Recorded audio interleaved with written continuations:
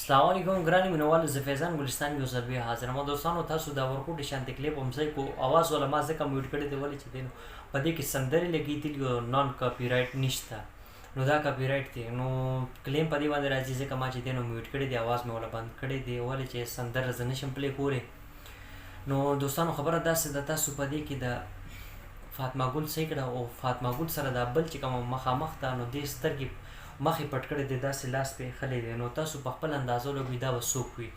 دا چې دی نو زه تاسو ته به وایم چې دا څوک ده او دا څه دپاره راغلی ده. نو دوستانو تاسو تر اوسه پورې زما یوټیوب چینل نه سبسکرایب کړی نو پلیز تاسو ځان سره زما یوټیوب چینل هم سبسکرایب کړئ. نو دوستانو راځو د فاطمه ګل سره دا بله چې کومه ده نو دې مخ پټ کړی دی، نو دا مخ چې چا پټ کړی دا د څوک اصل کې دا دوستانو نیلم ګل ده، دا هماغه نیلم ګل ده چې چا به چې دی نو فاطمه ګل ته به ویل ای هاجرې ایجړه انټي، او بیا یې ورته رکشه ویلې ده، رکشې نه پس بیا ورته دا هم ویلې شلیدلې جورابه ده.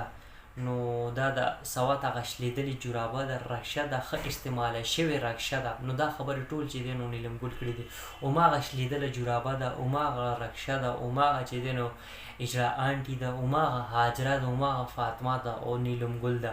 نو نیلم ګل چې دی نو فاطمه کره تلې ده او مخې څنګه پټ کړی دی چې خلک مې ونه پېژني او خلکو ته دا پته ونه لګي، عوامو نه خلکو نه یې بېوقوف احساس کړی دی، ولې چې دا ډېره زیاته د هوښیار لور ده، په خپله چې دی نو دا هر څه کوي او بل کس چې کوي نو په دې له غوسه ورځي.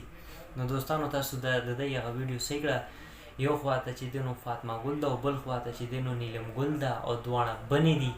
او د بنو چې دی نو تاسو د ښه پته ده په سلو کې به چې دی نو 15% داسې کسان به وي، داسې ښځې به وي چې د هغې به چې دی نو دوستي به وي، او باقي چې دی نو 95% 95% چې کوم کسان دي نو هغې د یو بل مخالفت کوي.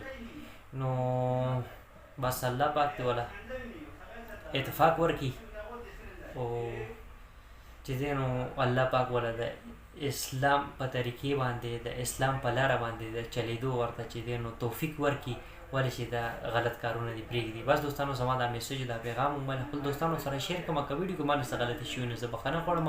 انشاءالله ډېر ژر دوستانو تاسو سره به په یوې نوې ویډیو کې به ملاقات کېږي. د خپل ځان ډېر خیال ساتئ. د لوی الله په امان، والسلام.